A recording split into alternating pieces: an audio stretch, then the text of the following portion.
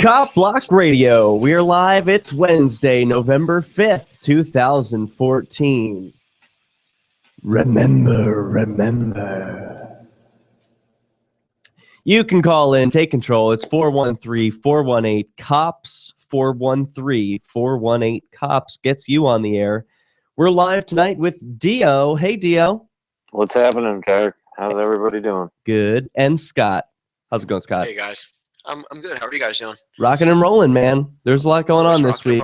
Speaking of rocking and rolling, did you guys hear the story about the police who busted the dance party in St. George, Utah this week? They should have had a permit. That's right. Exactly. They needed a permit. How did you know? You did see this story. Nope, just a lucky guess. Just a lucky, yeah. You know how it goes. You know, we saw from the movie Footloose how ridiculous it could be if the government were to crack down on peaceful dancing. But that's exactly what happened in St. George, Utah, where a Halloween-themed private event was targeted by police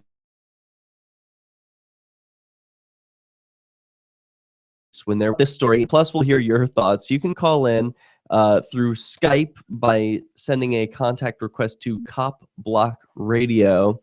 And then later on, we're going to be hearing from a special guest. Tell us about that, Scott. I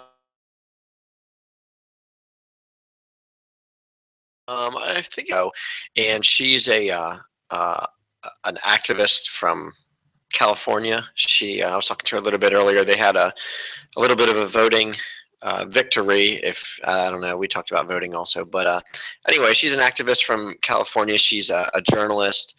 And she was over in Ferguson. That's how I kind of found out about her. I was watching I was watching Twitter, and I think that she was the one that was talking about some of the shootings and things that were going on. But man, she's been all over the place traveling. She also does some blogging for the Free Thought Project. Man, that was ridiculous. That's where I know her name. Yeah, she's written dozens of articles over at the freethoughtproject.com, which is an awesome website. We source a lot of our content from that website. A lot of content from that website. So I think it's about time we give her credit for all the work that we've been borrowing, I guess you could say. But we always give credit. So as long as we give credit, we're good. Sharing. Yeah, sharing. I mean, info is made to share. That's right. Speaking of info made to share, I want to return to this story from policestateusa.com about this illegal dance party. It happened at the 2014 Monster Mash dance party, the third annual event of its kind. It was put on by the event promotion company Heart of Dixie. Boy, sound like a lot of trouble, don't they? Held at the Fiesta Fun Center in St. George, Utah. So this is not a, backwoodsy place. This is a population semi-metro, 75,000 people. And over 400 guests were enjoying the festivities on October 30th, obviously Halloween, participating in all-night enjoyment of bumper boats, go-karts, mini golf, and music. But after 9:30 p.m., St. George police arrived in force, 5 to 6 officers, to investigate the case of, you guessed it, unpermitted dancing. Well, this is becoming a problem. That's right. Really is. It's a big problem. You know, they're dancing in the streets. People are getting flash mobs everywhere. Everywhere you go, people are. Is there a flash mob permit that one would acquire? Yeah, you have to ask permission down at City Hall first. Just let them know where you're going to be flash mobbing. They say, Derek, okay. You have a little bit of experience with dance parties not going very well as my friend Eddie Free. That's right. Man, this dancing should probly be just banned. I believe we should ban dancing. Well, I recently broke that record. We had a big dance party at Keenvention called the Halloween Dance Party, and that was a lot of fun. We had no problems, no law enforcement. In fact, Christopher Cantwell of ChristopherCantwell.com was our bouncer for the evening. He went dressed as a police officer. Was he clean, or did he have blood on his uniform? Because he would do something like that. You'll have to just Google some of the pictures and find them yourself. I won't describe his costume too much, I can other see than to some. say it looks like he sustained some injuries to his forehead.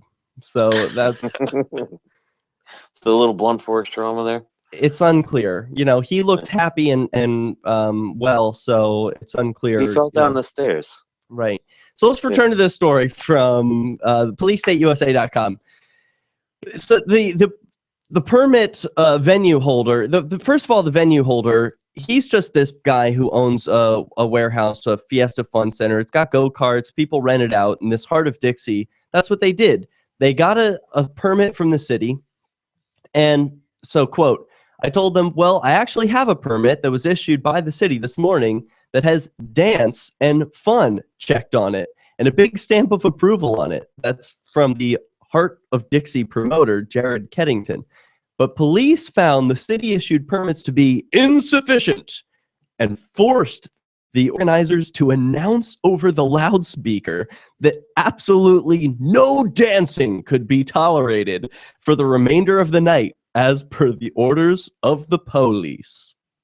Didn't Kevin Bacon take care of this in the 80s? I thought this was done and over with. You would think. And so people left the party. It was a big disappointment. And to just summarize the end, it's that the party was ruined by police. They actually had a video camera. They were trying to film people to catch them if they were dancing. They said music was okay, so they could keep the loud music on. Remember, this is private property. It's not like they rented a city-owned building and were throwing a party in there, you know, where you might be able to make an argument that they can control what happens inside. This is a property that a private citizen owns, has full rights over, and rented out to another group. You know, why was it the Bemis Mill? That's what I want to know. Was it the Bemis Mill? I have no idea what that is, No. but yeah. That was the place in Footloose where they had the thing. Oh, got it. Yeah. And you know, it's funny that you mentioned Footloose, and this Footloose came out in 1984, which is another like Orwellian style theme. You It know, was no coincidence. Yeah. So I don't know. Anyway, I just see this as one of the most glaring examples of police abuse this week. What do you guys got? What's going on in your world this week as far as police abuse stories? Or maybe you've got stories of people holding police accountable. Arresting pastors for feeding the homeless. Anybody see this one? No. What's happening? There's, well, I'm not prepared. I don't know where it is happening, but there was some police arresting some pastors and Christians for trying to feed the homeless. I believe it was in South Carolina, but I can't be 100% sure about that. Well, a video recently of a citizen pulling over an undercover cop and having him show his ID there. I can play a clip from that because I thought that was pretty funny. But for the full video, you'll have to go to CopBlock.org because you got to see the expression on this guy's face. Plus, I can share along with the viewers. If you're watching along on YouTube at peacenewsnow.com/live, I just throw the live link up there. But for the full video, catch it at CopBlock.org. Here's a clip. The headline: Anti-police brutality protesters shut down highway to highlight broken system. Oops. Different story 2 days ago, November 3rd. Speaking of, yesterday was election day, and something fascinating happened in the District of Columbia. Dio? They legalized marijuana in the state's capital, but not in the fucking country? What do you think about that? How about that? Now, is it legalized completely? Like, is there a certain quantity? You know, recreational? What? We'll come back with that there was a little bit. We'll come back with the details on that. These are fine questions to be asking. Will law enforcers change their attitudes about cannabis nationwide now that the nation's capital has legalized the plant? This is Cop Block Radio. Are you tired of governments murdering people around the world? Stop using their money. There is an alternative. Bitcoin is a stateless, Your audio cut free-market, out there, non-political there a currency. little bit. Like a cannot couple be times inflated there. or Whenever you were controlled by talking, any government. it would just By like go using their dead. money, you are helping the state. Oh, Stop doing it. Unknown. Yeah, An I was incredible trying to use my alternative headphones and it available seemed to be now. clicking a lot Learn it. too. Use it. Spread Yeah, it. it would just go Get started blank. with I Bitcoin don't at know. okay. weusecoins.com. Thank you. it That's came good back. to know. Just an I FYI. have this. I Thank have. you. I have the vote, the marijuana story up in front of me right now. So off the Free Thought Project. So Okay, I'm gonna try and get What? connected with Cassandra. sure, I'm gonna try and find that homeless guy too. The feeding the homeless thing too. I know it's on here somewhere.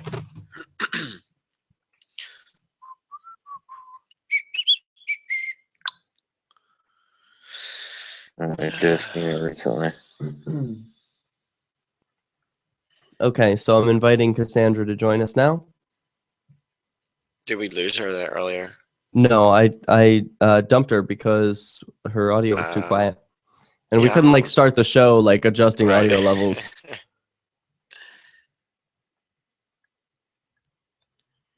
Connecting. Here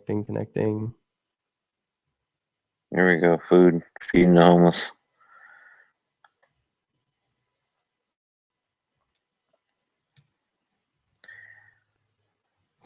Yeah, another Free Thought Project one. All right, I got them both up in front of me. Excellent.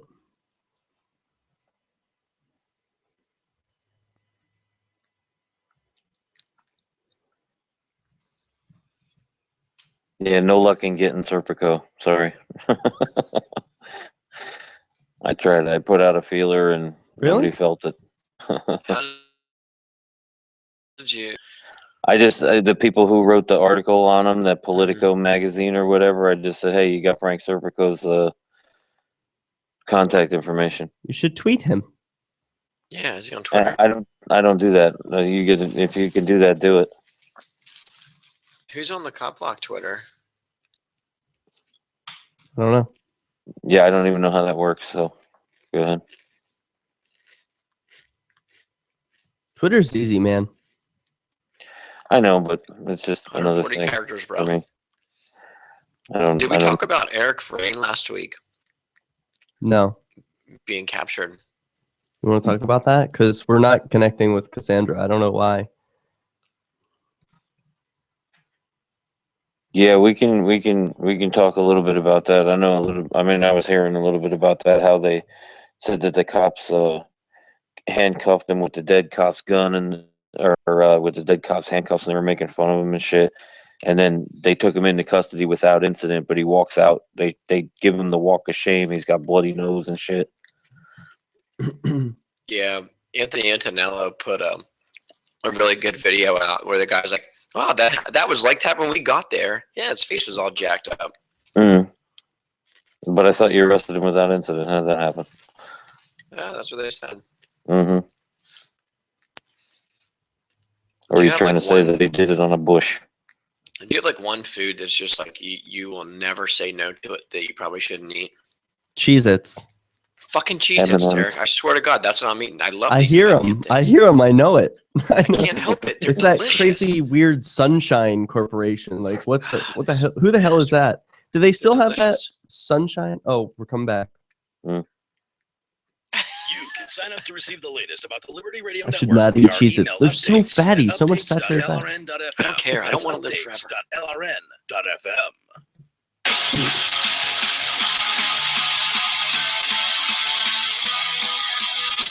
Welcome back. This is CopBlock Radio. You can call in 413-418-COPS or Skype CopBlock Radio. We're talking about illegal dancing, and Dio, you've got a story out of where are the pastors getting arrested for feeding hungry people? Florida. Oh, Florida. It's always Fort Florida. Lauderdale. Is it the same pastors who are always getting arrested for this thing? I couldn't tell you that really, but it's so far as the article goes. Police in Fort Lauderdale recently shut down a charity operation at Stranahan Park because they were breaking a newly implemented law against feeding the homeless. Local news sources reported that at least 3 people were written tickets including a 90-year-old charity worker who has been feeding homeless people for over 20 years. Oh yeah, good. Glad they got her. It was The new law was written for her. They were dangerous. You trip over them and stuff. You gotta stop her somehow. This 90-year-old woman, she just won't stop feeding hungry people, and it's a problem, obviously. And there was a reverend there said we're simply trying to feed people who are hungry. To criminalize that is contrary to everything that I stand for as a priest and as a person of faith. And I mean, I'd have to add, and as a human being, Right. I mean, it's. Oh, and it looks like we're connected with Cassandra. Sorry to cut you off, Dio, but we do have an automatic accept call feature on this show as a part of our theme of keeping the phone lines open. So, Cassandra, you are on live with CopBlock Radio. Good to have you with us. Hi, sorry about that. Ain't no thing. Thanks for being on. So, what's up? What's on your mind tonight? And Scott, go ahead and I'll let you take charge of this interview here. Hey, thanks for calling in. It sounds like we have. Why don't you talk about? Well, earlier we were talking about this. Was it Prop 47? That sounds like it's a really big deal. Now, we're all from the East Coast, and it sounds like you guys in what we refer to as California actually have a little bit of a win. So, what did you guys vote on last night, and how did it go? Last night we passed Prop 47, which is a pretty big blow to the drug war. The prop was specifically aimed to lower mass incarceration. I'm not usually a fan of voting, but this was an important one. And it shockingly passed, which is awesome. It's going to change a lot of nonviolent and drug crimes and stuff from felonies to misdemeanors. So a lot of people will be freed from prison, and a lot of people can remove the felon title, which gives a pretty bad stigma when people are applying for jobs or apartments or. That's huge. Are you saying that people are going to be released from prison, or just that they won't now go to prison if they're found? Oh, people are going to be resentenced. This is potentially going to free tens of thousands of prisoners. Holy crap! That's amazing. Shit got real. Has this ever happened before, Cassandra? I mean, do we have any history of this? Well, we're getting a call from Dio. Let's see if we can patch him through. Hey, Dio, welcome. You're on CopBlock Radio. Hey, welcome. Okay, so Cassandra was just telling us that people are being freed from prison. So listen up. What's going on, Cassandra? 10,000 people might be freed from. Is this just tens of thousands from California prisons only, or is this around the country? Statewide. All right, good. Keep it local. Whatever. Show people how it works. Great. I mean, it shows that the tide is turning, though, and people are, getting fed up. I honestly didn't think it was going to pass. The police unions and the prison people have all been crying and screaming, saying that crime is going to go up, and prisons are going to close. Yeah. Whenever we're talking about thousands of people being released, or resentenced, like prisons are going to close. I can't believe this is, a possibility.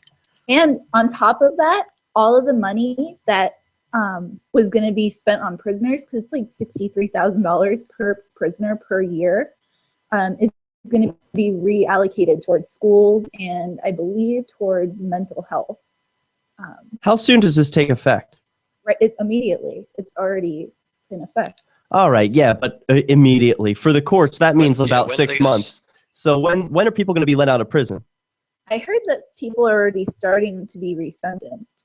I think I read something about like 1,400 people already got resentenced, but I could be wrong. Well, yeah, I mean, how could that be if the courts, you get a parking ticket today, you're not getting tried for 3 months. The law changes one day. It's not like they immediately say, all right, send everyone in. We're going to resentence 1,400 people today. I mean, that's unrealistic.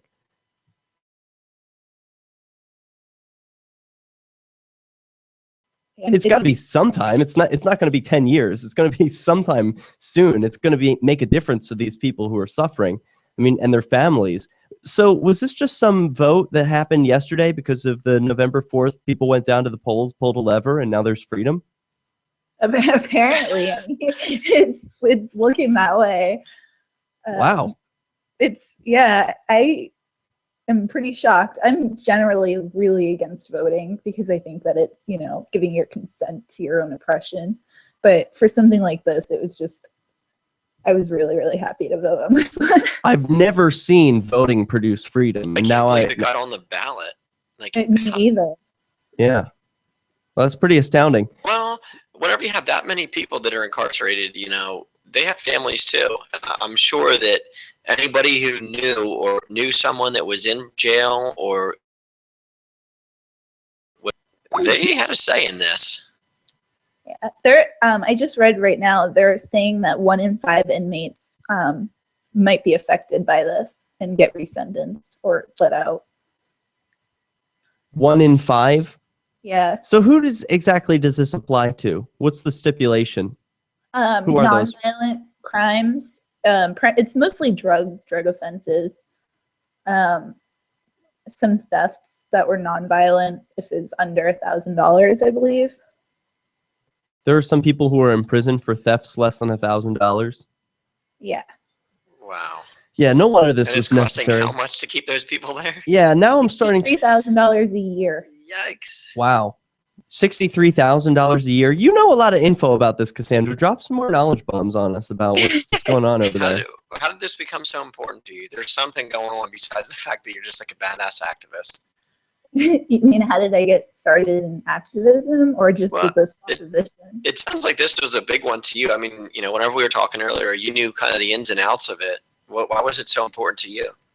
Well, I want, no prisons. So this is a huge step towards it. So it was really important to me. Is someone you know in prison? Yeah, currently my friend Sibo he's looking at 20 years for basically being black at the wrong place at the wrong time. And this will get rid of the mandatory minimum that is going to keep him in prison. May all peaceful people be let out of prison. Sorry, what's that, Scott? No, Sibo, talk about his case a little bit, because I don't think it has gotten enough attention to what it actually deserves. Like you said, he was pretty much just convicted of being black at the wrong place at the wrong time, and he really has This is CopBlock.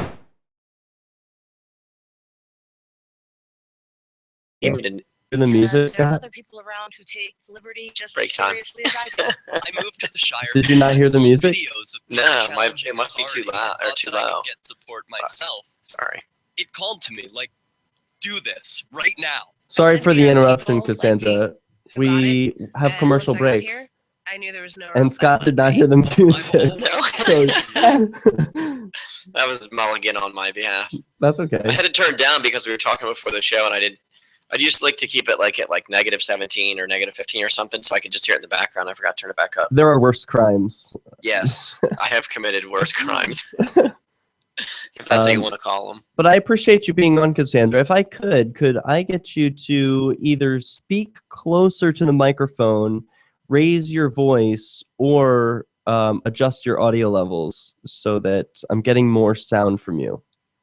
Sure, let me see. I'm manually pumping up your volume on my end, but it would be better if I could get a strong signal to begin with.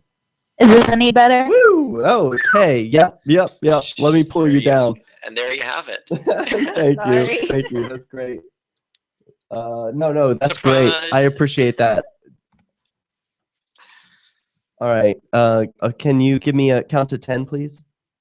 1, 2, 3, 4, 5, 6, 7, 8, 9, 10. Got real quiet again. Yeah, that's a little too quiet. Can you raise your volume or do whatever you did before when it got really loud? 1, 2, 3, 4, 5, 6, 7, 8, 9, 10. All right, that's perfect. Thank you very much. You're probably really soft-spoken to begin with, aren't you? That's not a problem. Being close to the microphone always helps. So that sounds good. We come back in 2 minutes exactly. And if you need to grab water or do anything, now's a good time. Okay. I'm trying to get Dio Go connected. grab with some us. whiskey. No, I'm so hungover from last night. Oh my goodness. Careful what you say, because there's a chance that there will be people listening. Okay. Even though we're out on a break, there's a YouTube. Yeah, you can still fucking Hello? swear. Yeah, you can always swear, but just be careful if you don't want something to go out over air. Always pretend we're on air. You're on the line with Dio. I'm the king of the fucking curse words. Hi, Dio. I was- Welcome I back. was Let's go. celebrating Prop 47 last night, so. All right. Fucking A. Yeah, how pricey did that get last night? It sounded like it got a little pricey. Yeah, I bought the whole bar shots. That's I exciting. don't think I've ever done that, and I am a drinker. Did the whole I bar was vote really or something? happy. I don't know. I was just really happy. Oh, okay. You're just happy. All right. I thought you were like rewarding them or something. Like you'd been with a group of people who just went to vote. No, I wearing a- just got really excited and I was like, yes, let's party. I'm glad you said you don't like voting. My microphone that I use to broadcast everything I do has 3 pins on it, and one of them that faces the camera says "mock the vote." It's one of the most Nice. important things to me is to change people's minds about that. But now this is one example where there's actually, oh dear, that is going to be a problem if that's the case. I'll see if I can fix that while we're live. We got 15 minutes or 15 seconds till we come back. And I'm what so was over that? Throwing stuff. Okay. I'm throwing shit. Question. All right. You should reply. I knocked "Why your do remote that?" out. Okay, you're in charge when we come back, Scott. You gonna lead us in? SurvivorSpeech.com. I'm Holland Cook. I hate doing that. What's up next? It's Visit okay. the Liberty Radio Network Good, program. because I gotta go get water. So you're I literally gotta like, turn my, I gotta You're in turn my charge. music back up. I'm getting Do it, water. son. FM.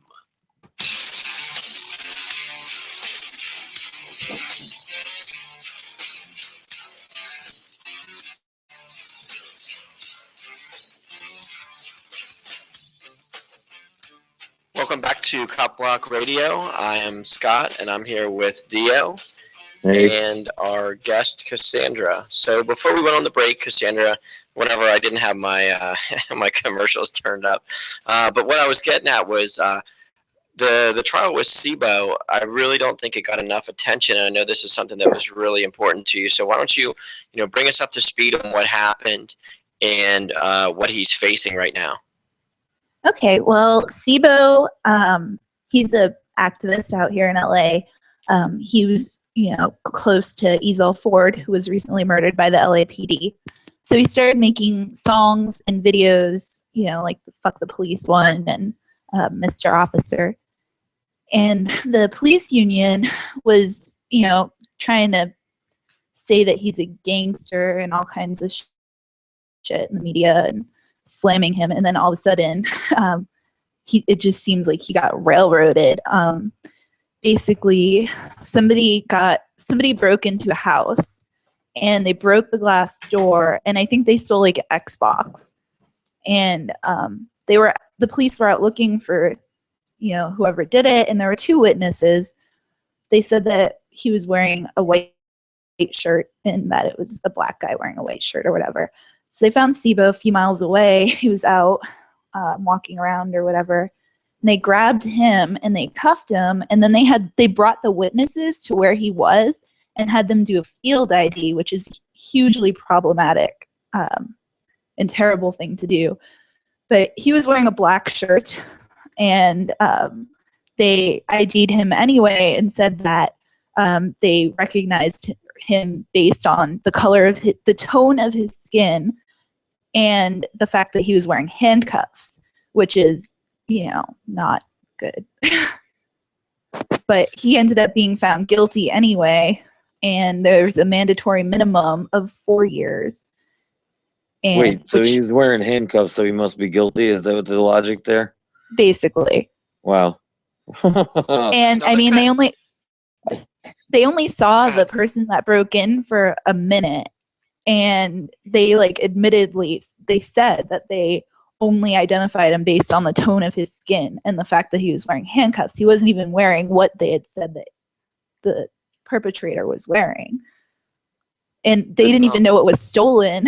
You know, it was just, it's crazy. And he's looking at 24 years.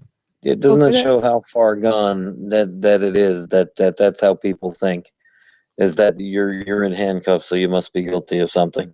Yep. You know, that's just, yeah, well, I guess he fits the description. He's in handcuffs. Yeah, that's about good enough. Now, whatever happened to the days where they would bring people in and say, hey, you know, what about this? You know, check these 5 guys out, pick the person who did it from a lineup. Whatever happened to that? I thought there was a reason for that. I thought the reason for that was to give the guy a fair shake or whatnot. Right. No, that didn't occur to SIBO. Didn't get that luxury, I guess. Nope. And it's really unfortunate, but hopefully with Prop 47 passing, you know, that'll get rid of the mandatory minimum and potentially could, you know, give them less time. There's judges that don't like that mandatory minimum shit. Yeah. There's a lot of judges that don't like it because it handcuffs them when they have something that they can actually help with, and you know, it's all part of the broken system. Yeah, they dealt a huge blow to the anti-police brutality movement in LA by locking him up. He was a really, really important member of our community. So, yeah, I mean, it sounded to me, you know, as you know, SIBO the rapper, it sounded like he was a big activist, and he was close to the other guy that was killed. Do you think that the people, you know, kind of strengthen them in any way, because now they're really seeing it more so that people who are standing up are being persecuted? I don't know. I think that hopefully it will, you know, do a little bit of that and inspire more people to speak out. But I think that it also is kind of demoralizing, and I think that a lot of people are kind of emotional about it, and it's almost unmotivating because it's like, holy shit, how the fuck did this just happen? I don't know. Now there was another, you know, you spent some time over in Ferguson, correct?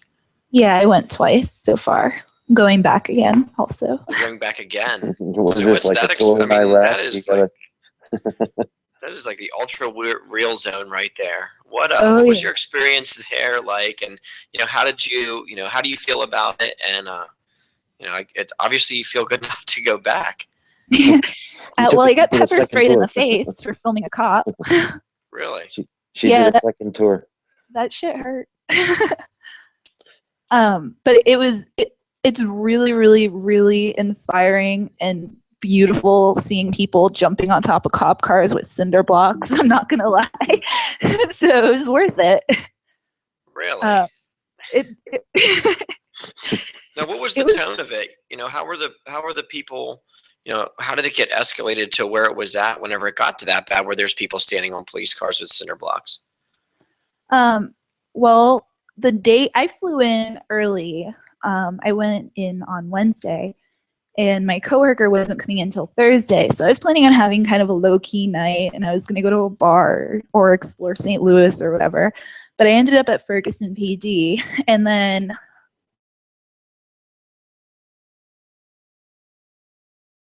that was Von Garrett Myers. So that was about 20 minutes away. So we headed over to the scene of that.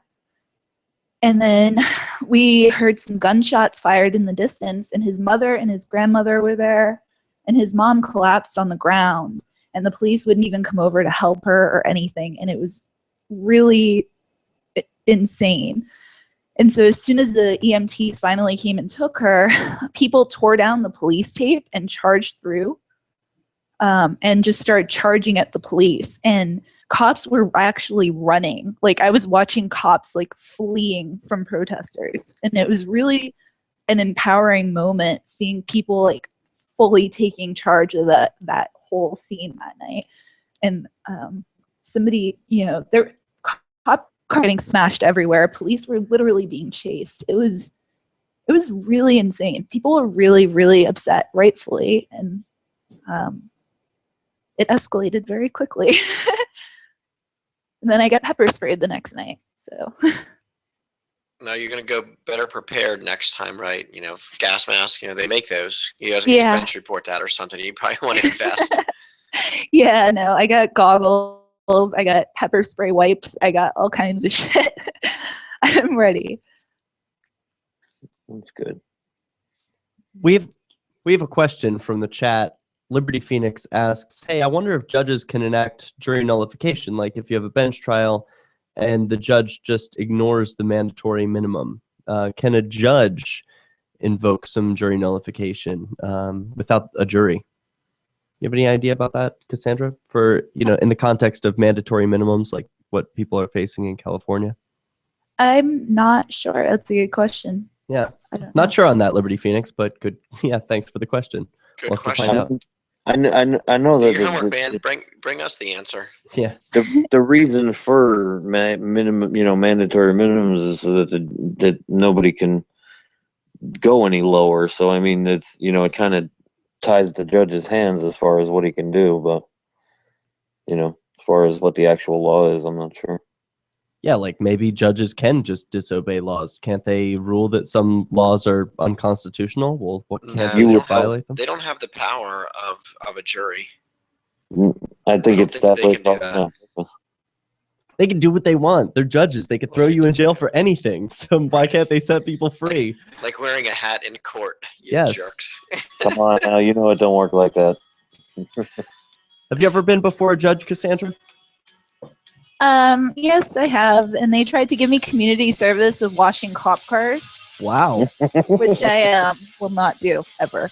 So there is that. We all have a line. This is CopBlock Radio. Dial in 413-418-COPS. We want to hear from you. Ross Ulbricht was arrested by That the was FBI in priceless. 2013 and charged with victimless crimes in relation to allegedly operating the Good job, Bitcoin-based Scott, bringing it in, Silk Road too. black market. He has been in a prison cell awaiting trial ever since. Rock If he did on. it, he's a Yep, so hero we got a for making the black 4-minute market a break safer here, place. Cassandra. If he How are you did holding not, up? He's a man. All good? All right, good. How you guys doing, Dio, Scott? Yeah, good. Good. Rock on, rock on. I've been staying quiet. I want to continue that. And I'll be gathering some more show prep for the rest of the episode. We got some funny stories coming up. So I'll just be doing behind the scenes work, and I'll leave some ads on. Okay. Cassandra, what else you got going on that you want to talk about? I do want to talk about your involvement with the Free Thought Project, and aren't you involved with Police the Police? Yeah, I'm an admin on Okay, there. I want to make sure we talk about both of those.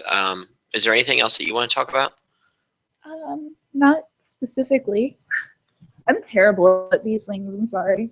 Yeah, I'm What's not very prepared for this evening, so I mean, go as long as you can. Well, we've got stories. We've got callers. Yeah, We'll be all Wow. right. Alrighty. I'm surprised.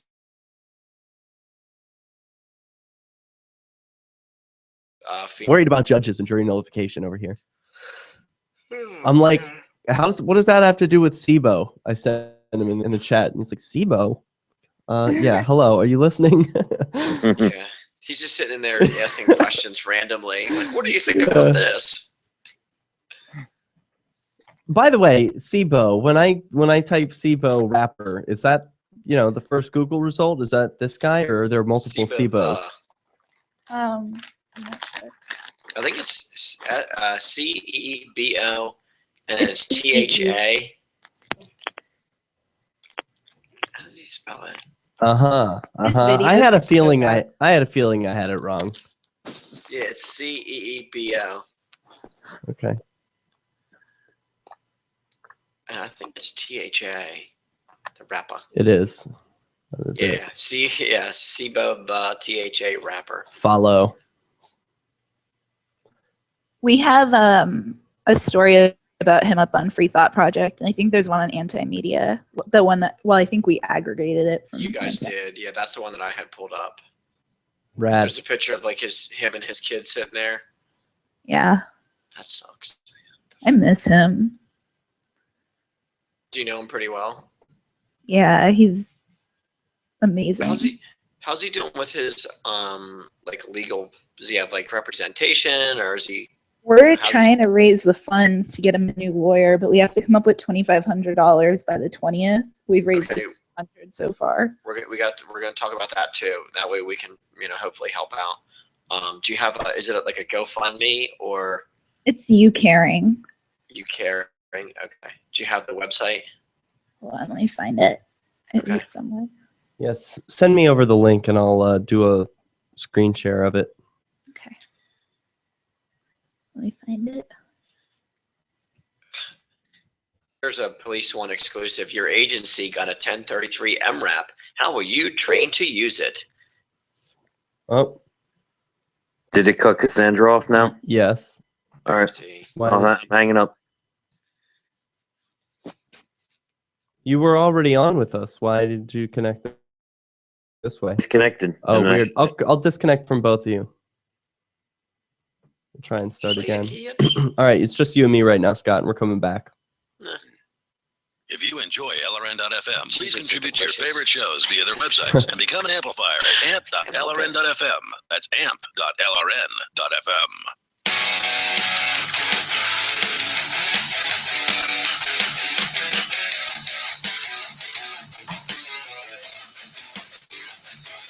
Welcome back to CopBlock Radio. We're live this November 5th, 2014. We're speaking with Cassandra Rules of Cassandra Rules fame. She is a journalist over at thefreethoughtproject.com. She admins over at Police the Police on Facebook. Go and like their page. Follow these terrific stories that are just not getting the attention they deserve from the mainstream media.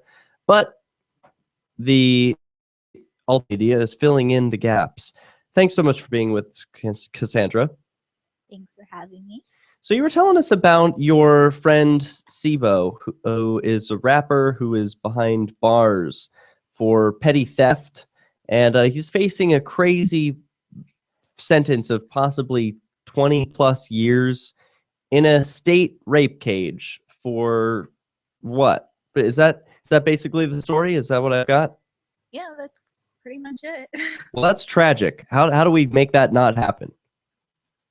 We're trying to raise $2,500 to get him new representation so that he can appeal.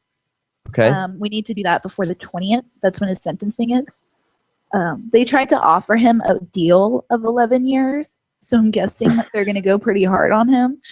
A deal? Wow, that's quite the It does- steal. 11 years for nothing. Yeah. It doesn't sound like much of a deal to me, man. So I don't understand. Can you recap for those who are just tuning in? What was his crime? Basically, somebody robbed 2 houses. The people who were robbed weren't even sure what was taken. I think there was like an Xbox. And they said that it was a black guy wearing a white shirt. So a few miles away, Sibo was out walking.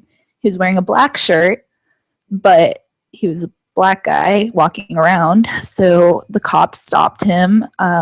He tried to run from the police, which is, probably not the smartest thing, but that is what led them to believe that he had done it. And they handcuffed him, brought the witnesses to the scene to do a field ID, which is a horrible thing that we should get rid of. What is that? It's when they take the witness to the scene of the crime or to, wherever, and they have them ID a suspect while they're in handcuffs, just out in the street. Like, it's really stupid. So they said that they knew it was him based on the tone of his skin and the fact that he was wearing handcuffs, even though he wasn't wearing what they had described. And they, So you're trying to raise $2,500 for a new lawyer by November 20th, the date of his Yes. sentencing. Yes. Okay, and What did you say?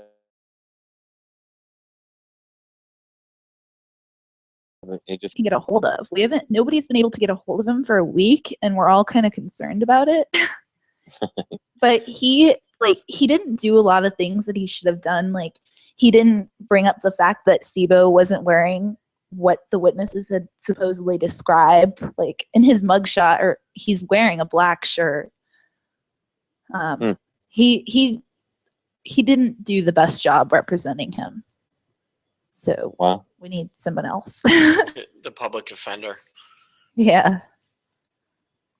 And now, yeah, nobody can reach him or anything, so it's not good. Yeah. One, Turns up dead. will there be someone live streaming from the event, or maybe live tweeting? There's no cameras allowed in the courtroom. Oh, of course not. It's not New Conveniently. Hampshire, Lisa? Derek. Come on. I forget that Lisa- sometimes. Lissa from Anti-Media was there for the whole thing. She's the one who wrote the article about it. And they actually detained her like 3 times for taking pictures and other stupid shit. So. Well, Sounds like a nice, open, transparent organization going on over there. Yeah, and also the prosecutor was seen walking with the jurors before the verdict came back, which is a little weird. Yeah, that's actually, you can't do that. They're not Yeah. allowed to talk to each other. What the hell? Yeah, so there's that. But SIBO So- definitely had made enemies with, like, you know, I mean, he calls out Chief Beck in his songs. His songs are very, very powerful and really, really well done. And the LAPD was not happy about it. So I feel like there was a little bit of wink, wink, nudge, nudging going on with this case. There always I'm is. sure. Yeah. Yeah, I'm sure. So, Especially in LA. one thing that we didn't do was, could you give out the website for how people could help out and get him an attorney? Okay, it's on You Caring. Let me look at the link again. Let me see if I can find it here. Yeah, we're looks just like looking there's a at it, but- hashtag. I was able to find the You Caring page easy enough by following the hashtag Free SIBO, and that's FREECEEBO. Yeah. And there's a Free SIBO page. You can see the video where he performs a song called "They Don't Care About Us." And Yeah, he there's- put that out the day before he got sentenced, and they revoked his bail and threw him in prison. Well, I'm glad he was Wow. able to get his art out before they captured his body, because though they may now control his body, they can't control the ideas that he spreads. I agree. Are there other I- issues that you follow, Cassandra? I mean, this is one person who's personal to you, but you follow stories all country. If I do a quick perusal of the Free Thought Project and type in Cassandra, I see, you've got several articles a day covering stories of police abuse to arrests in public schools for parents picking up their children, all sorts of things. Like, what's your area of study? What's your area of focus? Just on police abuse in general. I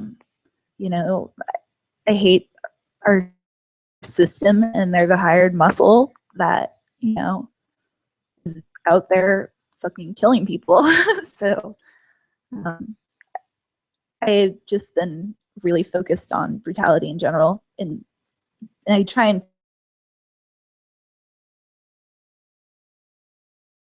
focus on. Or does the West Coast seem to be a lot worse when it comes to police abuse stories and things like that? I mean, it just seems to me that a lot of stuff that tends to be more of the violent nature tends to come out of California, mainly California.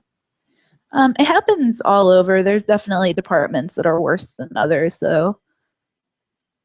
I mean, I know there's departments that are worse than others, but I'm saying, like, I think some of the more brutal things come from out the West Coast. Yeah. It seems like the rights violations and things like that happen like in the mid states, and on the two coasts seems to be most of where the really, really brutal, where the beatings and the like those kind of things take place. Yeah. Well, LAPD kills someone every week. Yeah, they're famous for it. I mean, that's, if it wasn't for LAPD, people would still be thinking that the police brutality doesn't exist. Yeah. So There's something.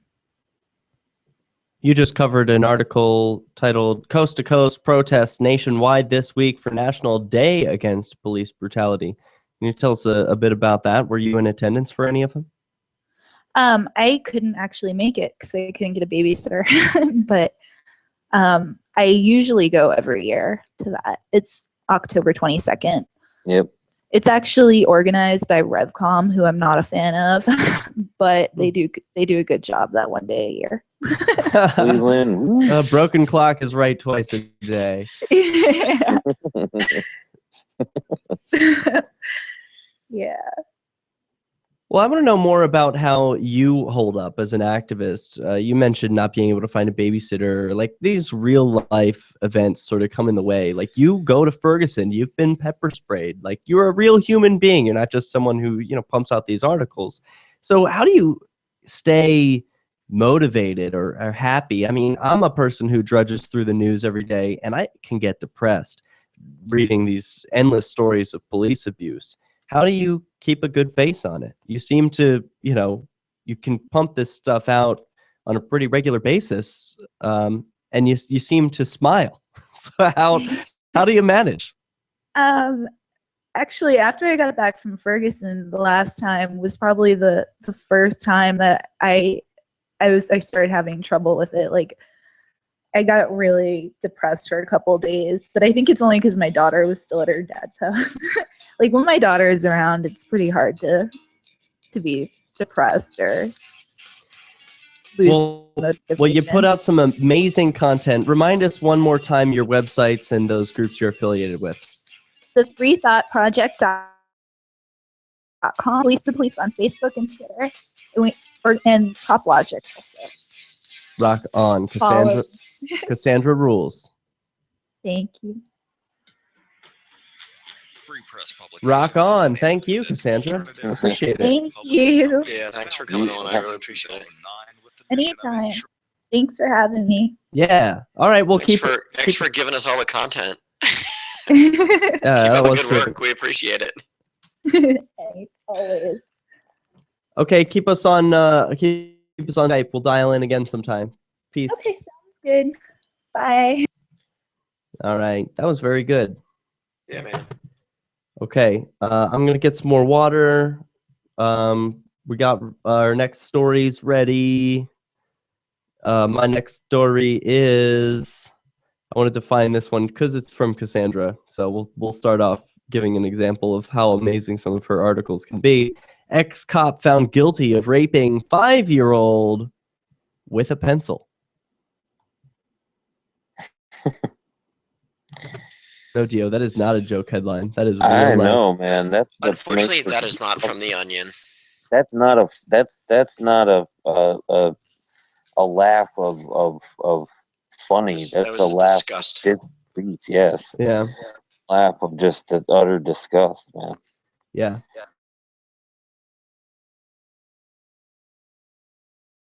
Although something of a sense of humor, because I think that's part of what keeps me going, is that I like black comedy, and sometimes these headlines are like something out of a bad comic.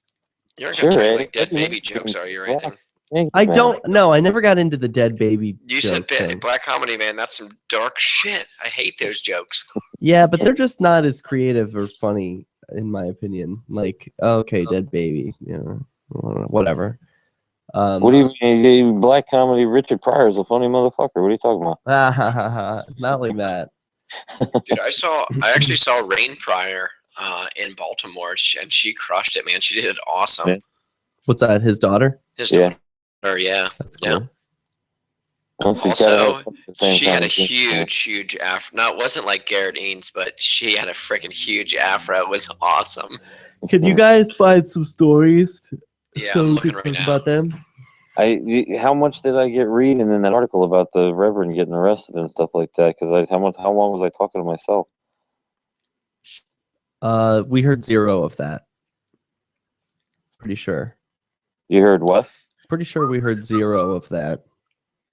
All right, so the new law went into effect over a week ago. That's all fresh. Yeah. Okay. Oh, hold on. So Right, I mean, Scott? I don't remember hearing it, but I could finish reading that article, and then there's the weed being legal. That's the other article I got up in front of me. Oh wait, no, we did hear a bit about is this the going to be pastors. is this going to be the sex offender officer show? Because officer of the month raped girl at gunpoint on the hood of his patrol car. Yeah, That let's we keep could that do theme going. Let's keep the Yeah. theme. Jesus, give me the state rape. There's some. Give me Sorry, a link. no, the link. State rape. Can you send it over to him, Scott? It's not on the For this same one? computer for me. Yeah. If you use that Facebook, I'll use the that- Yeah, I can use the Facebook one here. that double where we're all talking to each other in the one message. Yeah. Let me get on here. All right. If you do that, I'll be able to give it a quick peruse before we get into it. There's the story. All right. Officer of the month. What a douche. For real, man. Another Florida story. Oh, he was officer of the month. That's I know. What a outrageous. asshole. And then it's Florida, and they just missed past legal weed right by like 3% of the vote. And man, if they would have had it, maybe this guy wouldn't be doing this shit. Oy vey. Unbelievable, man.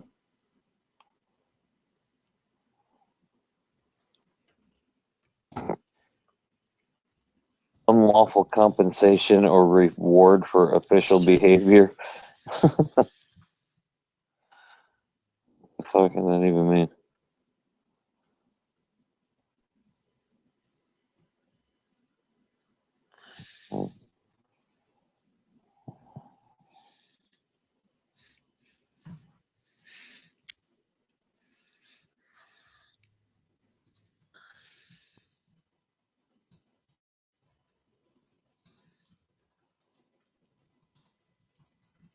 This guy's a fucking idiot.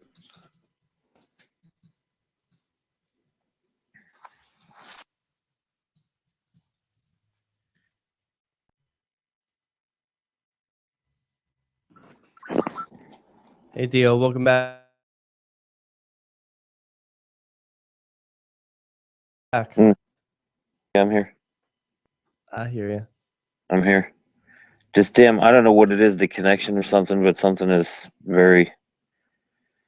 I lose the audio for a couple of minutes, and then, like, not even a couple of minutes, couple of seconds, and then it comes back. Okay. It sounds like there's a connection problem. Like, that's what I would associate it with. Okay. Everything sounds good over here.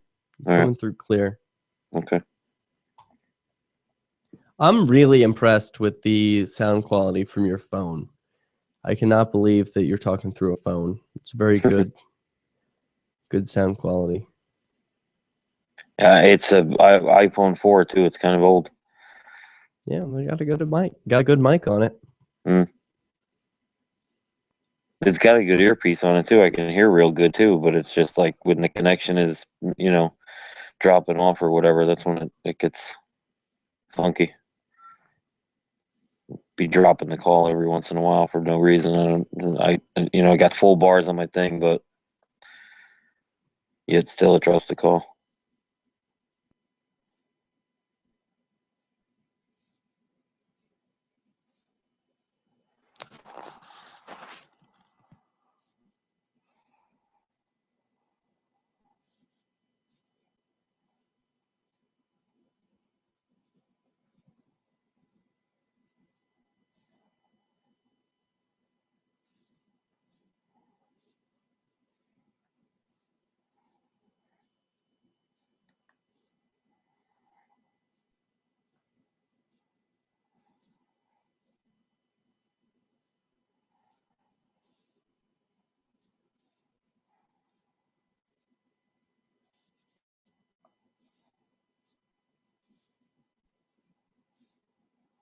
That's your investigation.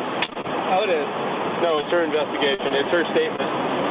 You're missing a statement. Well, put it this way. You gotta put unit number 2 in there. You gotta put his statement in there. No, unit number 2 was uncooperative and never talked to me. Only talked to my partner. Please refer to his supplement. Yeah, maybe you ought to just come right out with me for a week. God, I gotta fucking retrain you. I mean, you got to unfuck all the fucking handies. That's about it. All right, we're going to be riding out for a week. You know, they used to do that. Hey, put it this way. If we ride out for a week, crime is going to be on the run. It's petrified. Fucking non-existent.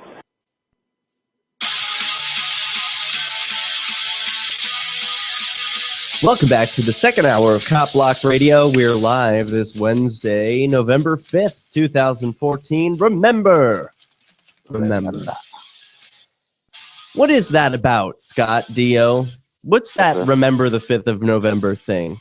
The gunpowder treason and plot. Yeah, so what? I can think of no reason the gunpowder treason should ever be forgotten. Yeah, so what? It's Guy Fawkes was going to blow up the British Parliament way back in the 18 whatever the hell, and he got caught before he could actually pull it off. But it was like one of the first acts of, you know, against a government or whatnot, and I guess in that region of the world and whatever. Okay, well, I'll have you know that thousands took part today in a London Guy Fawkes protest. Thousands of anti-capitalist activists, apparently, according to this article from BBC, have marched through central London to protest against political oppression. Protesters wearing Guy Fawkes masks marched from Trafalgar Square. Trafalgar Square. Thank you. You're welcome.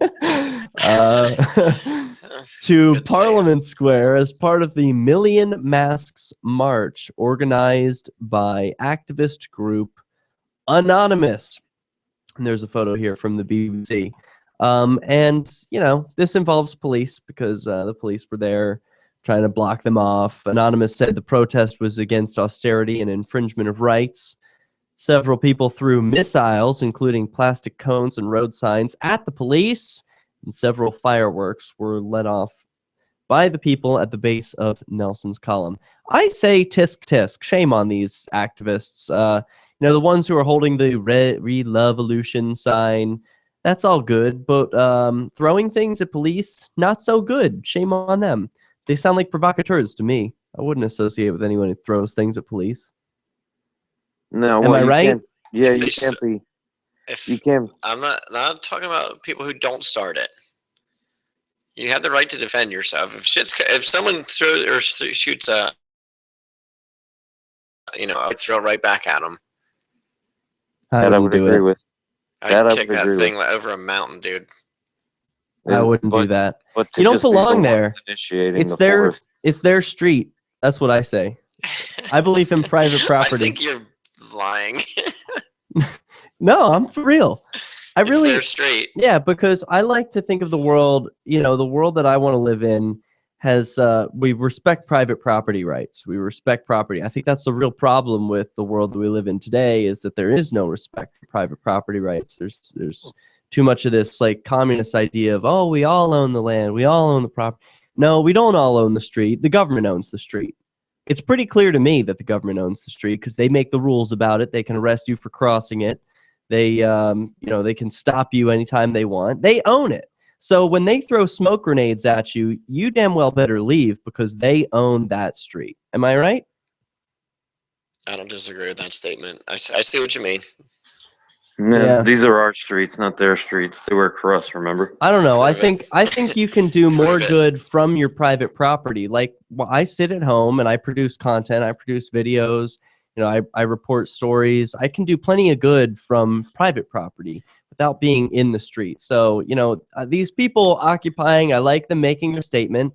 I like marches. I like people wearing masks, but throwing things at police, I can't defend that. I think it's tomfoolery. It's hooliganism.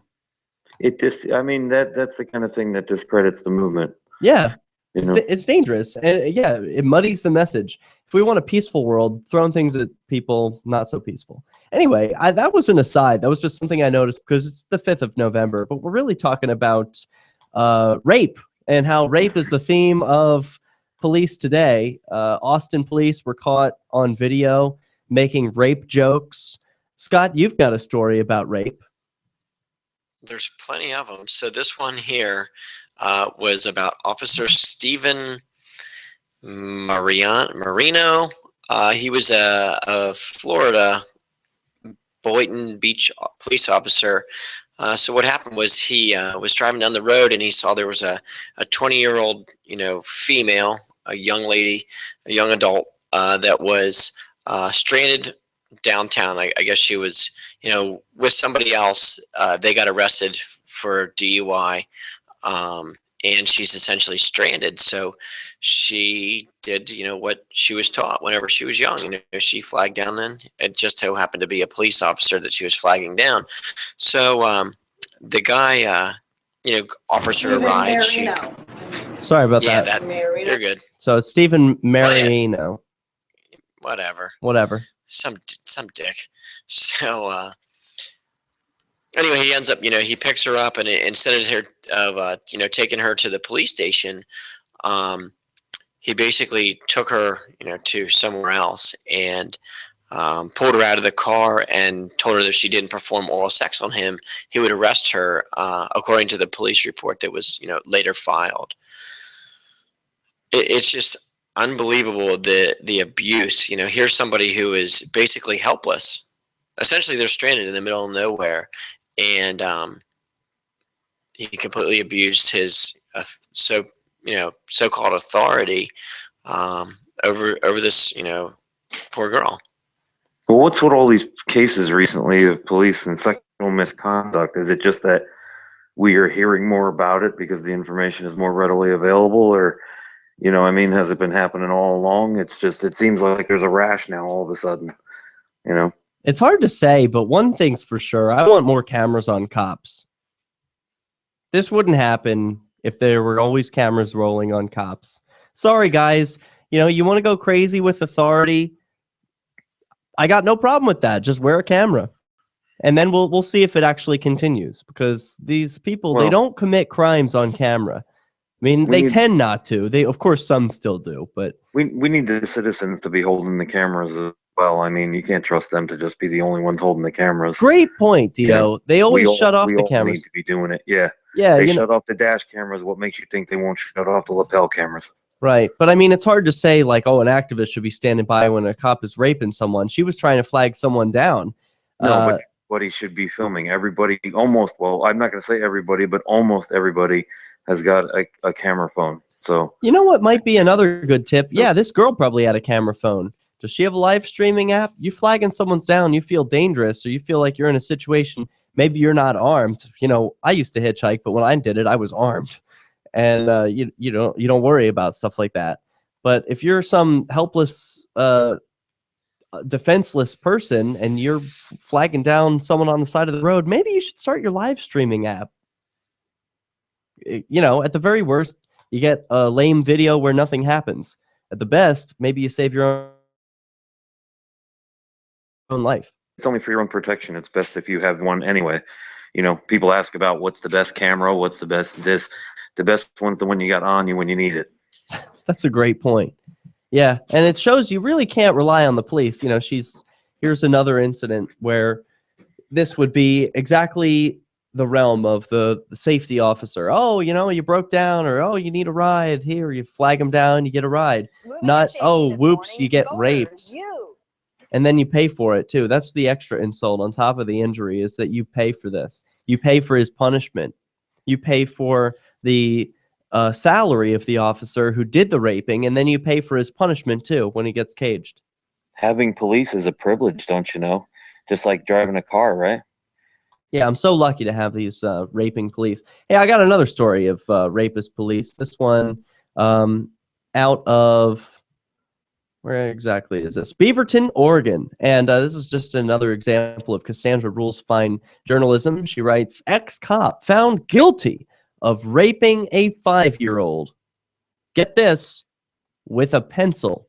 Beaverton, Oregon. Former officer Christopher Warren, age 33, of the Beaverton Police Department, here he is on video, was found guilty of first-degree child rape on Thursday.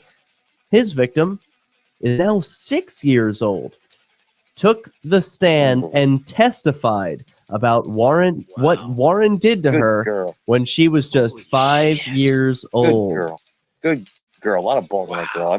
That's wow. We're going to hear more from that story when CopBlock Radio returns.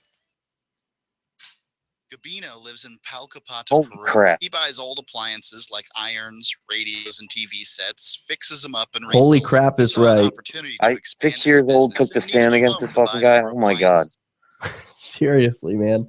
That shouldn't happen to anybody. I mean, not No. either thing. Yeah, but kudos to her. Jesus Christ. Oh Yeah. my god. That's a lot of courage. Hell yeah. Yeah, I wondered more about her family and where she comes She's from. gonna become a CEO or something. I hope so. Hope she makes $1 million. I don't take no shit off nobody. Yeah, I guess not. So, okay, Officer of the Month raped a girl at gunpoint. Got that story here. Ex-cop found... I got a story about rape kits. Do we want to go over that one? Yeah, but first, I want It's to... pretty relevant. I also want to hear the story of Austin police. I got a little audio track. I want to see if I can pull up the clip. Shit would get Yeah, they got caught on their own dash. shit would get saying real that for the shit. bad guys. The world would be at peace for a week. Either that, or you think that because we turn a blind eye towards everything. Or that. Like, who cares? Or that. It could be that. I want to report a robbery. You probably deserved it. Let's listen to work. You got a girl over there. Go ahead, call the cops. They can't unrape you. They turn your camera off. They can't unrape you.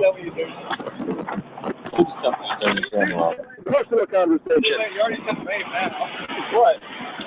Oh, you think that?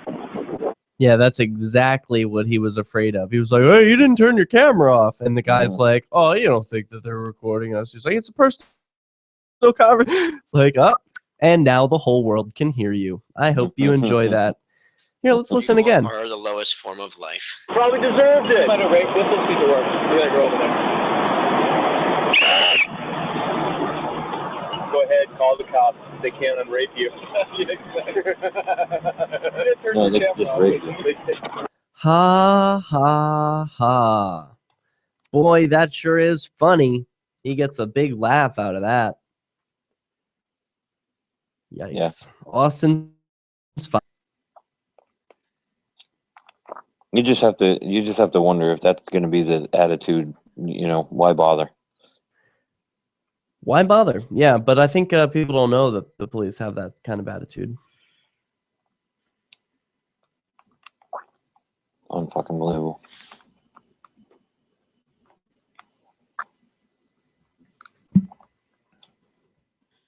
Right on.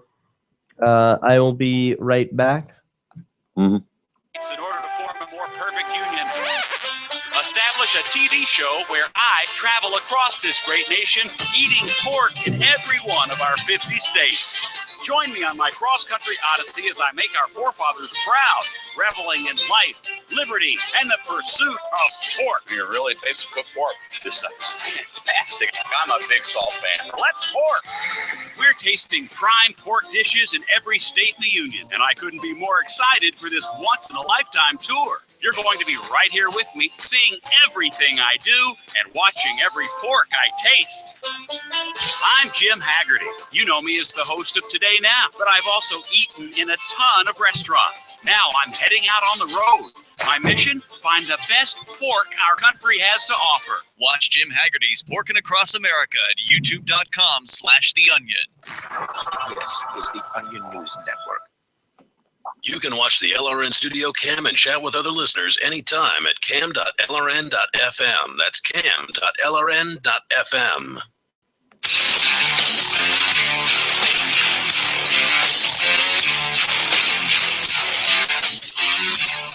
Welcome back to CopBlock Radio. 413-418-COPS. Dial that number. That gets you on the air with us. You can also send a Skype contact request to CopBlock Radio. Talking about Ex-cop found guilty of raping 5-year-old with a pencil. This now 6-year-old little girl took the stand against this officer.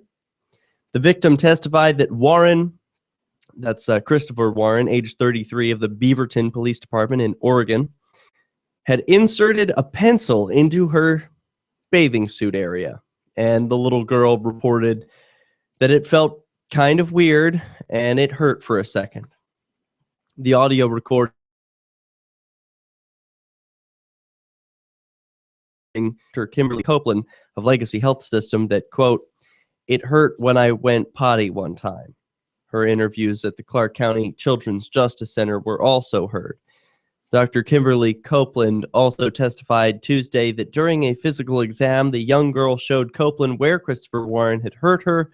The girl indicated that he had stuck the pointy end of a pencil inside of her genital area and had applied medicine, quote unquote, on the exterior part. What a sick fuck. How was he in this situation? Like, where were the parents at? That's a very good question. How was this child in a situation where they were in proximity to anyone that was not their parent or a direct, like a teacher or something like that? Where were the parents?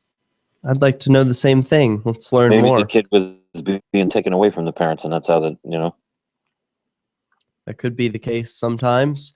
The prosecutor maintains that her story was consistent throughout the investigation.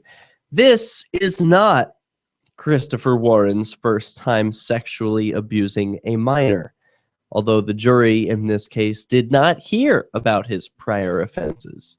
In May of 2010, Warren was accused of not reporting a crime after a friend was convicted of sex abuse of a child. He was fired from his job as a police officer, but was reinstated after he sued the department.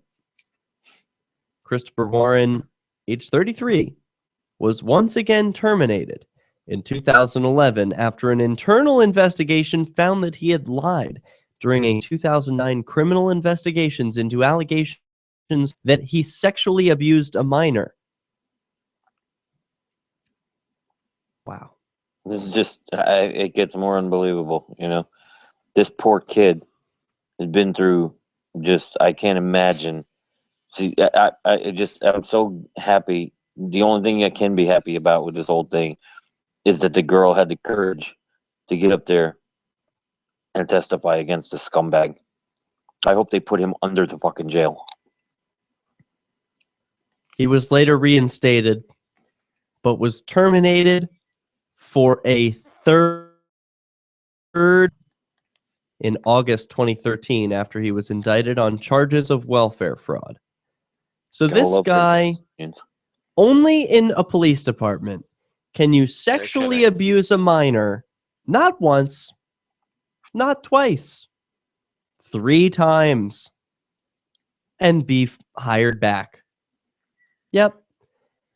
We want you. Oh, are IQ too high? No, stay out of this department. We want them dumb and abusive.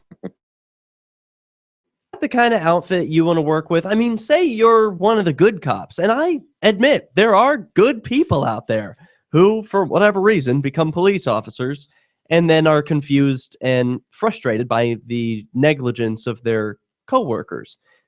If you're one of these people who's listening and saying, hey, there are some good cops out there, I want to protect the people,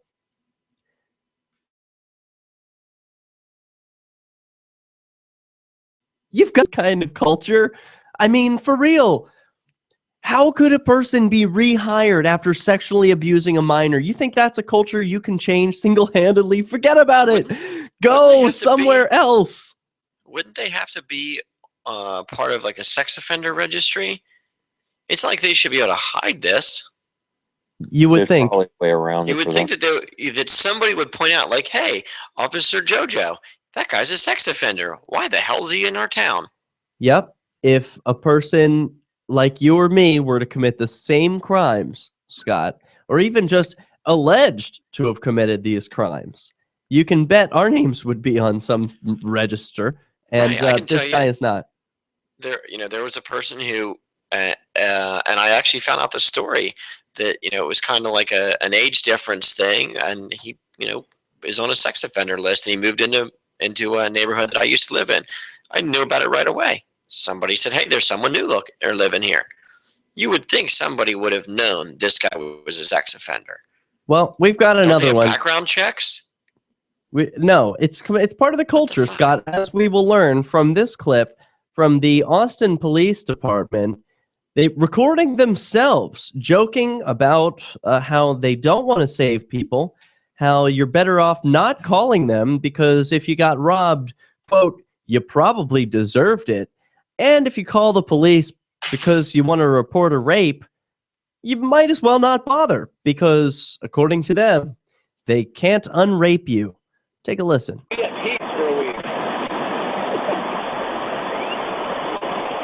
that, or you think that because we turn a blind eye towards everything. Or that. Fucking who cares? Or that. It could be that. I want to report a robbery. You probably deserved it. Let this be the work. You gotta go over there. Go ahead, call the cops. They can't unrape you. You didn't turn your camera off. They can't unrape you. Personal conversation. You already said made now. What? Oh, are you saying? Are you insinuating something? All right, are you done with it? No, we're all done. All right.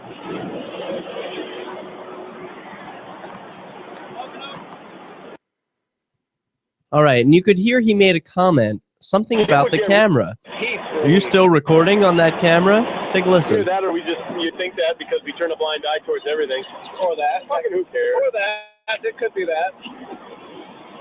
I want to report a robbery. You probably deserved it. Let this be the work. You gotta go over there. I want to report a robbery. You probably deserved it. Go ahead, call the cops. They can't unrape you. You didn't turn your camera off. They can't unrape you. You didn't turn your camera off, did you? And then he says, this is a personal conversation. Personal conversation. Oh, interesting. Okay, That makes it okay. You didn't want that one recorded, did you? Yeah, it turns out this officer lip a little bit, and loose lips sink ships, as we know. I hope this officer gets fired, at the very least. He should be investigated. Maybe is this the kind of attitude you want from the people that are supposed to be protecting you? You called to report a robbery. You probably deserved it. Really?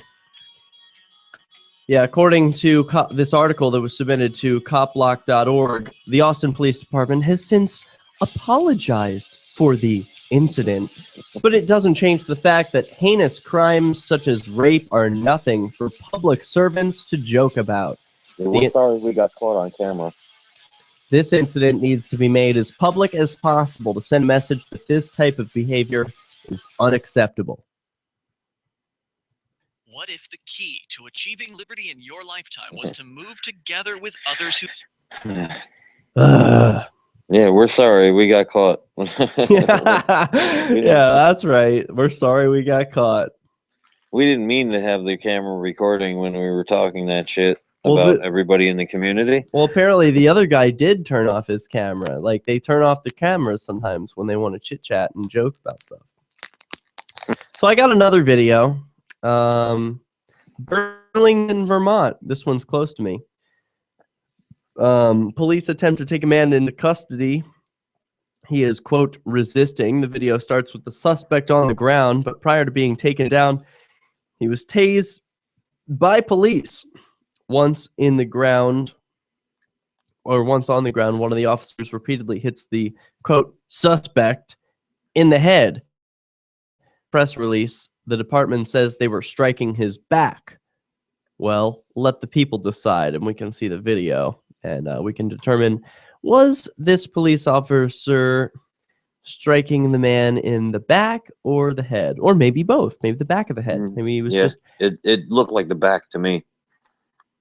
It looked like it was striking him in his back? Mm-hmm.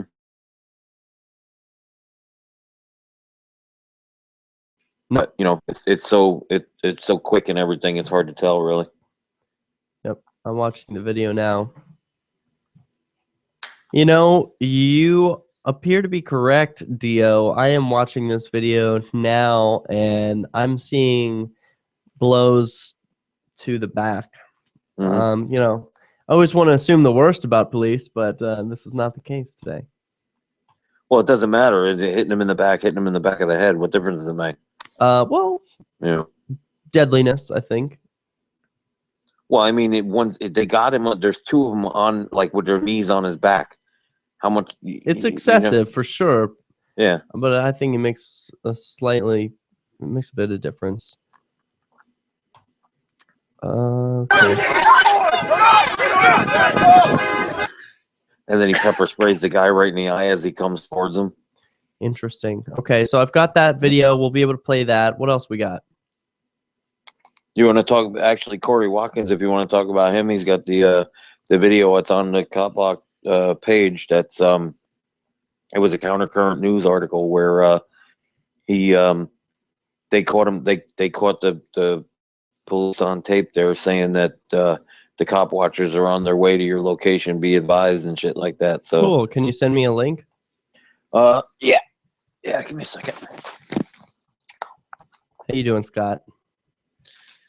Good. I just got two. I got two articles from Cassandra, but I was trying to find that the people were already being released, but I couldn't find it.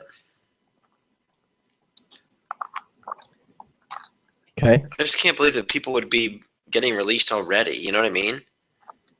I cannot believe that either. I mean, there's no way. I've been to lots Nothing of court. happens that quick. I've been to lots of court, seen lots of government action and inaction, and there's lots of waiting. There's no immediacy to anything the government does. Okay, here, hold on, wait. Okay. Public defender Ron Brown walked into Panoma Court Wednesday and saw firsthand the impact, blah, blah, blah. His office had deliberately postponed sentencing for a defendant facing a year behind bars for possessing heroin and meth to the day after Tuesday's election, waiting to see what voters would do. Hold that thought. We're coming back. You're listening to the best liberty-oriented audio streamed around the clock, on the air, and I'm not sure online. if this This is is Corey the or Liberty not. Radio Network at LRN.FM.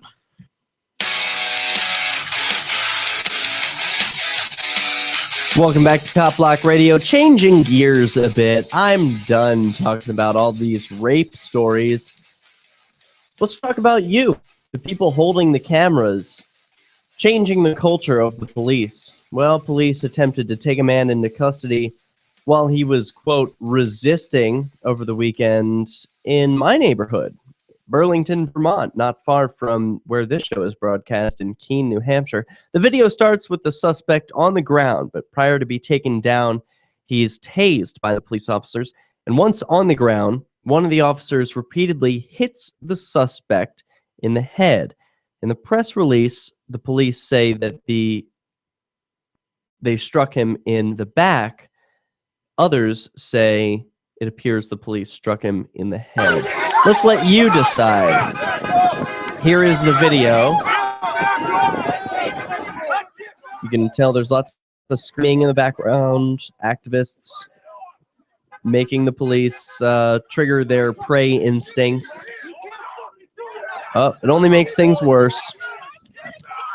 Oh my goodness. Okay, yep. And now this police officer is clearly striking this defenseless man who's laying belly on the ground, striking him with a baton. And the man continues to resist. It appears he's trying to get up. It's a very bad situation all around. First of all, I just want to comment and say, please stop shouting, everyone, in these police abuse videos. Please, please, please stop shouting. It really is only going to make things worse for the person recording the police. We want, if I'm a cop blocker, I want the best audio I can get from whatever the police are saying, whatever the suspect is saying. I want audio, and you shouting ruins that. Realize that. I think tensions were running pretty high there, and I think that the people that were there on the ground were just about to try to tackle these police off this guy when they saw him nailing him like that. It was pretty powerful, and then the cops pepper sprays the first guy that gets close enough, and you know, everybody kind of backs off a little bit, but it almost looked like people were just about ready to step in physically. I hear you, but that can be done know. calmly and quietly. It really can. Bo Davis and I years ago talked about a strategy that has not yet been employed by cop blockers, but I would love to see it one day, called defensive hugging. Have you heard of this? Mm-mm. It's a proactive approach with dealing with police in one of these situations where the police are surrounded by peaceful activists, like in this video where it's two cops, a man on the ground. They're beating him up because their prey instinct has been triggered. They've got people shouting, which only puts them more on edge, raises their adrenaline. Instead, what the crowd should be doing is remaining as quiet or calm, as peaceful as possible, coming up to the police in a concentric circle that's closing on him slowly, hugging him, like grabbing him away, not like violently grabbing him, but giving him a hug, like physically a hug, something that could not be mistaken for an aggressive approach, a hug, and then pull him away. Yeah, you could argue that that's force, but I think if the intention is to do something calmly and peacefully, and you give it a try, what's the worst that's going to happen is he's going to flail and maybe hurt somebody, but he will be detained. I mean, he will be apprehended, right?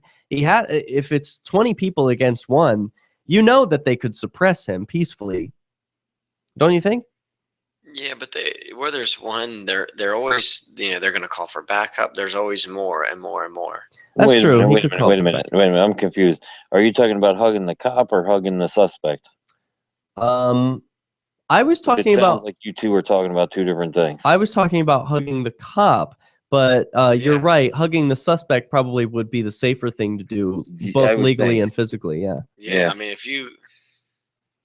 anytime there's one cop, man, there's more on the way. That's how they roll. Yeah, that's a good point. Mm-hmm. So there's no way that escalating the force in a situation is going to help anything, and that first goes to volume. So second, turn your camera sideways. You record, vertical video. It Please, kills. Can we get that one? Can we get that one out? I mean, that one's been a while. People should know that one already. Turn the camera on. I gave a Derek J approved coaching session this weekend to a friend that had some video.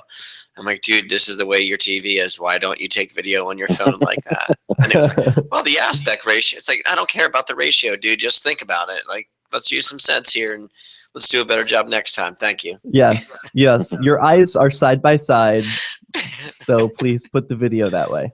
Why do I'm looking through a tunnel? Yeah. So that's one thing. This is and the other thing, what was I saying? The tips. So one tip, please be quiet. Please remain standing, like stand where you are, and turn the camera sideways. I think those are my three tips for this video. Otherwise, great job. The thing's done right. You recorded. Great job. You video recorded and you uploaded this, and you uploaded the story to copblock.org. That's the essential thing. You did 95% of this right. These other extra tweaks are just going to make it all the much better. They still get an A. Definitely an A. A job on this. Good job, whoever brought this story up and whoever recorded. It does change the culture of police. If they knew, maybe the police just saw 20 or so people rowdy, screaming. They felt in danger of their lives. But if they saw 20 people all holding cell phone cameras or microphones or whatever other kind of safety tool people are using to record the police, they wouldn't be so in fear, because they know that recording keeps them safe as much as it keeps you safe. That's what the police in Keene at least have internalized after years of video recording them. They recognize that video keeps them safe. Yeah, it's for both of us. It's not just for one or the other. It's really for both parties involved. It is. So it's the 5th of November. Guy Fawkes Day protests happened. We've got another story. You said, what was the story about Yoshi? We're possibly going to have an interview next week. Yeah, I believe we are going to have an interview next week with him and possibly his father. Can you tell us the story there? Yeah, I can run it down real quick. He's a 16-year-old kid, and he posted a photo on his Facebook page about it was him holding like a toy gun or whatnot, and I think he was giving the finger to the camera. But because of this post, he was questioned by his school and police and like all these different authority figures without his parents being there. So, that's pretty much the story, and we're hoping to get to talk to him and his father, and I think hopefully they plan on having the school incident report with them. So, Now, was it a real gun or like a no, it was a toy gun. airsoft? It was like an airsoft or something. Yeah, it was like an airsoft or something. Jesus. Yeah, it's insane. It's insane. The thing, it's not even the fact. I mean, whatever you want to question him, but I mean, his parents. He's a minor. His parents or somebody, a guardian, is supposed to be there and just be questioning minors with no guardian or whatever present. That's supposed to be part of how you protect a person who is underage and doesn't necessarily, well, however the rules go, not necessarily have the rights of an adult yet. The school typically assumes the role of the parents during the school day. If he were interviewed by a police officer during the school day, perhaps the school administration thought that it would be justified for them to sit in the place of his parents. Well, I mean, that's insane. We're gonna talk about it next week or whatever, but they should still notify the parents. I don't care. Yeah, it totally proves the point that public schools are no place for children. Under no circumstances should children be in public schools. It's a good ad for homeschooling. It really is. The best place to homeschool is New Hampshire. So come bring your youngsters, your future to New Hampshire. freestateproject.org to learn more about homeschooling and unschooling. Dana Martin lives here. Hey, coming up, we've got anti-police brutality protesters shut down a highway. If there was a place that liberty-minded people had been elected to political positions and were rolling back government, would you move there? One more segment. We did it, guys. Yeah, cool. We did an episode. Cool. I hope we don't fuck over with Yoshi and his old man. I mean, they're from China, and old man's got some old ways about him, so he was kind of adamant about not wanting to talk about it until next week. So okay, hopefully we didn't fuck up that. From the Barney Cox was in touch with the kid. He contacted him or something like that, and then was it a news story? The kid contacted Barney, or somehow they got in touch, and then Barney hooked him up with Mika, who does the Countercurrent News website.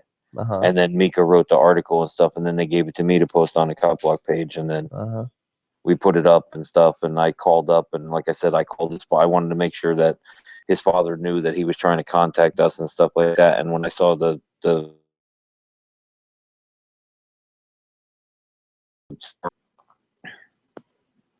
Oh, what's this story? Cleveland voters say no to red light cameras? Damn, Skippy. I was waiting to see if he was going to want to get to that. That's a win. Why didn't you say so?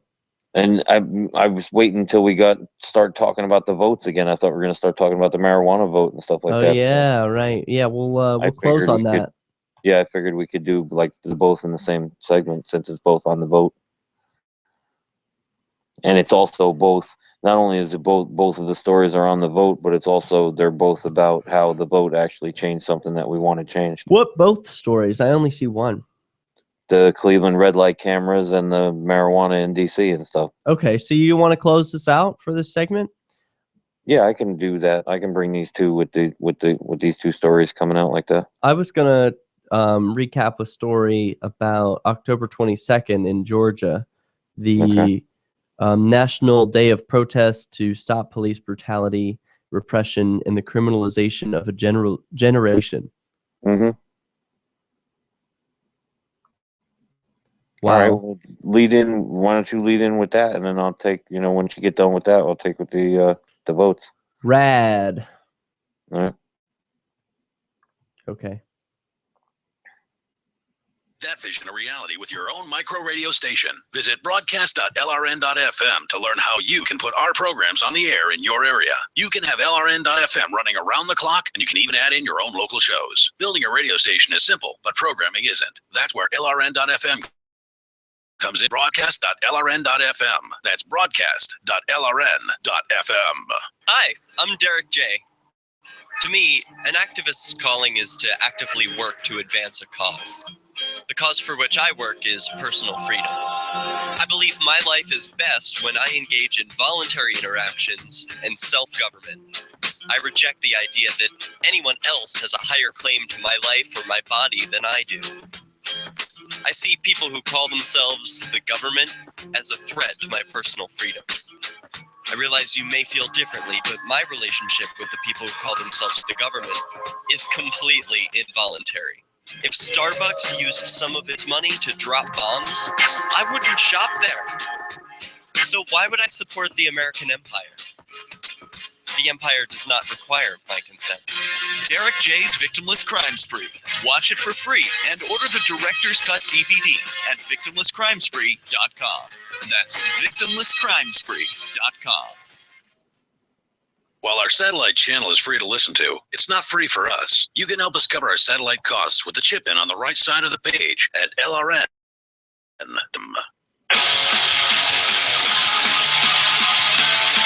Welcome back to the final segment of CopBlock Radio. Here, we're talking about anti-police brutality protesters who shut down a highway to highlight the broken system. This story was published on November 3rd, 2014 at copblock.org and comes to us from our friends at countercurrentnews.com. It was originally posted by Jackson Marciana, who writes, "Why aren't we hearing about all these acts of civil disobedience and protest on the National Day of Protest to stop police brutality, repression, and the criminalization of a generation?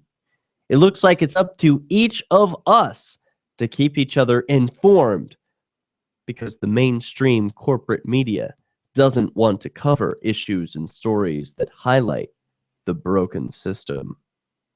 The National Day of Protest to stop police and the criminalization of a generation began 19 years ago.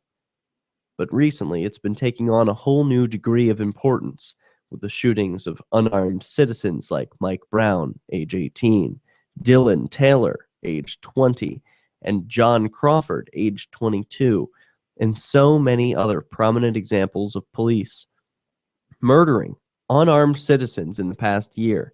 Many activists are saying that this National Day of Protest to stop police brutality, repressionalization of a generation was perhaps more important than ever. We'll learn more about that, but tease what we've got coming up in just a moment. Dia? Okay. Yeah, we got some election stories actually. In two different stories, we get, first of all, Alaska and Oregon become the third and fourth state to legalize marijuana. So congratulations to those two states. Yes. And also it's funny because it's also been legalized in Washington, D.C. So it's legal in the capital, but not in the country. Tell me where that makes sense. Yeah, one thing, it's at, I was like doing a little bit of research here. It's not legal in D.C. yet. D.C. voted on legalization, but it actually has to go to like Congress or I don't know, somebody else. Like they have the House. Yeah, the House has to vote on it. I mean, I think so they actually has to approve it. Now, whether they'll do that or not, I'm not certain, but sure, they're but a step closer than most other states.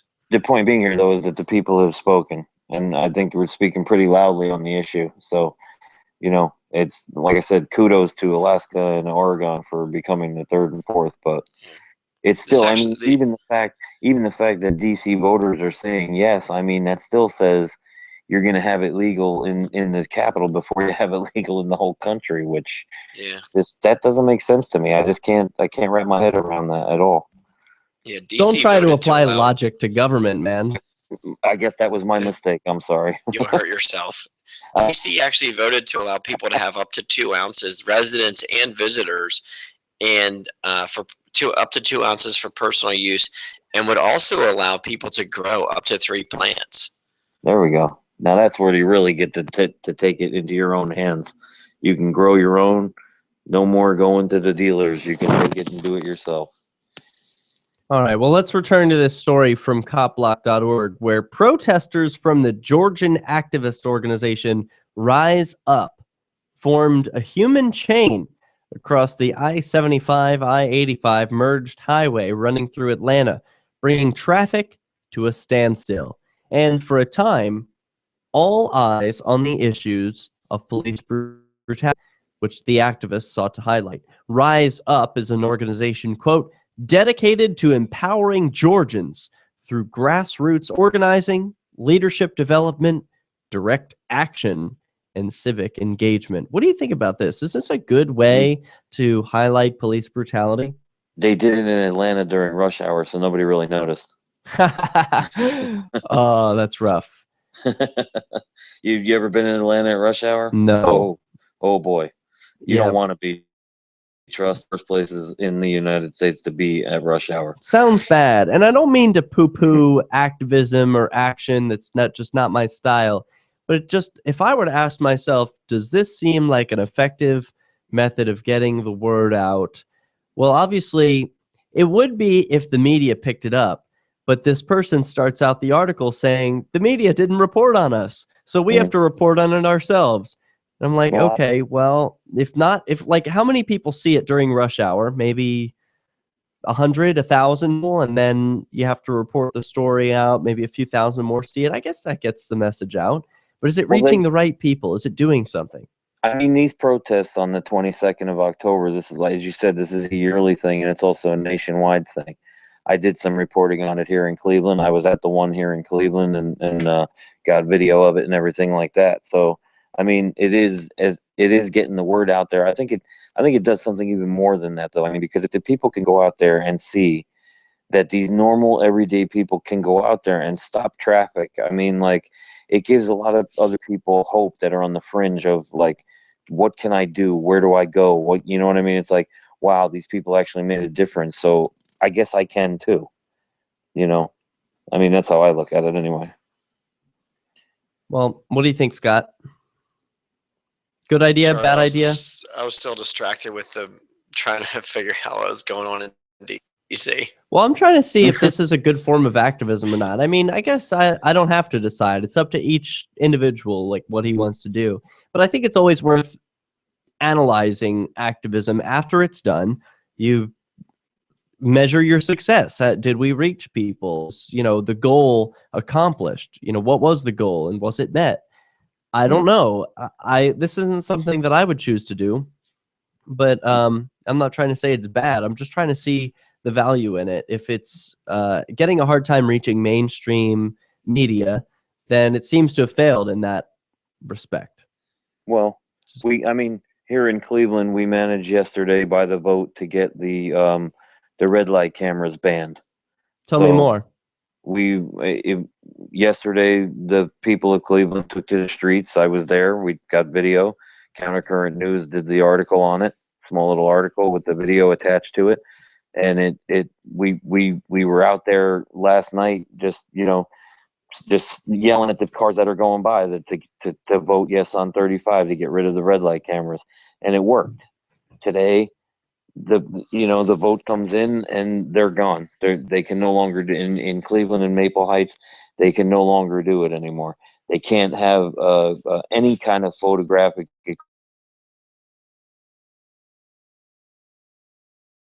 equipment unless there's a police officer present. And what that means is basically like school zones. They have them set up specifically for school zones, and there's an officer there that's monitoring the camera all the time. So that's the only time they're going to be able to use any kind of photographic equipment, because the Cleveland Supreme Court had already called this unconstitutional. And the city of Cleveland, rather than just accepting that, decided to try to appeal, and they started to roll out mobile traffic cameras. Oh, that's clever. Right. So now this law, the way these activists have got it on the ballot to speak it, says that no photographic equipment can be used without an officer present. So all the things that they've been spending the money on these things, it's all just a waste of money. They're gonna have to just take it and garage it from now on. So it's really been a good example. I mean, yeah, like, does your vote really do any good? Well, in this case, I think it has.